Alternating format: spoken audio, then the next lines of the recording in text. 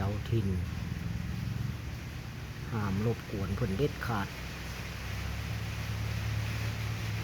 เมื่อวานนี้มีบางคนก็ได้2 แผล 2 เข็มถึกซักเข้าบาไหล่สวงปองหรือว่าอัดเต็มรถไหนมาดเข้ม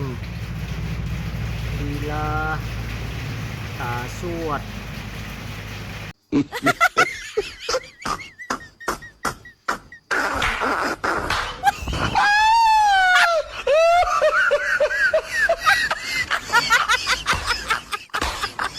No.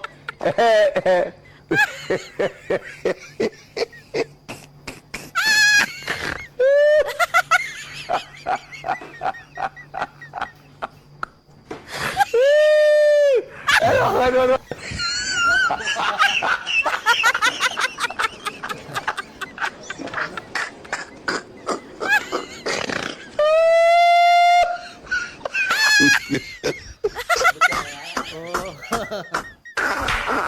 เจ้าทิ่น พอทางค่อยมันนอนอยู่นี่สิ สุดยอดเลยถือว่า ถือว่าคุ้มหัวเขาขนาดนั้นเนาะ ยึกยักบ่ได้หมอนี่ได้คันแม่นยึกยักแล้วแม่น เตะเนาะ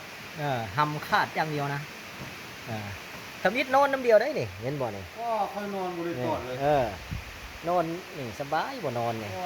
อ้เจ้าเบอร์พายดูไม่ได้เห็นเลยนะ ฮันดีเปิ้ล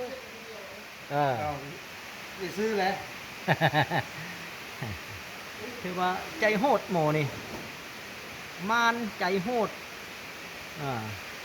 ตาสวดคือตาหนูนี่ตัวใดกันมึงก็ผมคือว่าต้องบ่ได้จักเม็ดเลยแหละนี่โหดแห้งอ่ะ คนนั้นนอนราบบุกดีครับ โอ้ย้อนเพิ่นนี่แหละคุมครองหันเมื่อวานนี้ได้จักแผลหวานเนี่ย2บ่